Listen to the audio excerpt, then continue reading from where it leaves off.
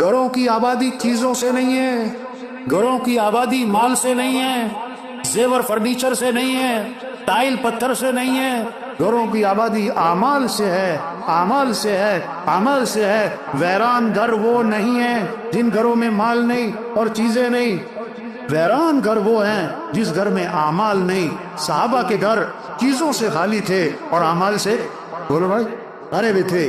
آج گھر چیزوں سے بھرتے جا رہے اور عمل سے کیا ہو رہے؟ عمل سے کیا ہو رہے؟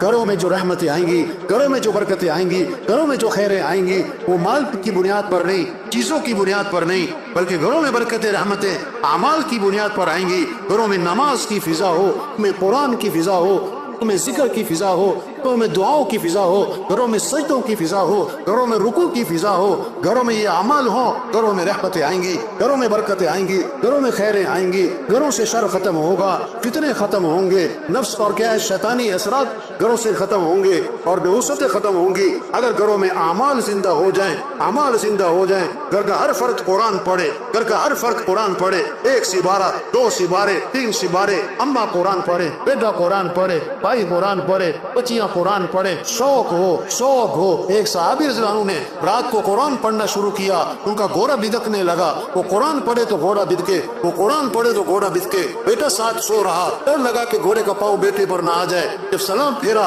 کہ گھوڑا کیوں بدک رہا ہے، دیکھا تو آسمان پر ایک نور ہے سفید بادل کی طرح اور آسمان کی طرف اٹھتا چلا گیا۔ اب یہ کیا ہے؟ پتہ نہیں کیا ہے۔ آپ کی خدمت میں حاضر ہوئے، سارا قصہ سنا کر دریافت کیا کہ اللہ کے رسول یہ کیا تھا آسمان پہ؟ آپ نے فرمایا یہ آسمان سے فرشتے اترے تھے تمہارا قرآن سننے کے لیے، اگر تم صبح تک پڑھتے رہتے تو آج ساری دنیا فرشتوں کو دیکھ لیتی ہے۔ ہاں، آپ صلی اللہ علیہ وسلم نے فرمایا جس گھر میں سورہ بقرہ پڑھی جاتی ہے شیطان اس گھر سے بھاگ جاتا ہے، چلا نہیں جاتا، بھاگ جاتا ہے۔ ہاں، قرآن کا شوق۔ ایک آگے کہنے لگا کہ مولانا صاحب بڑی پریشانی ہے، بڑی پریشانی ہے، کوئی وظیفہ تو بتاؤ، کوئی وظیفہ تو بتاؤ۔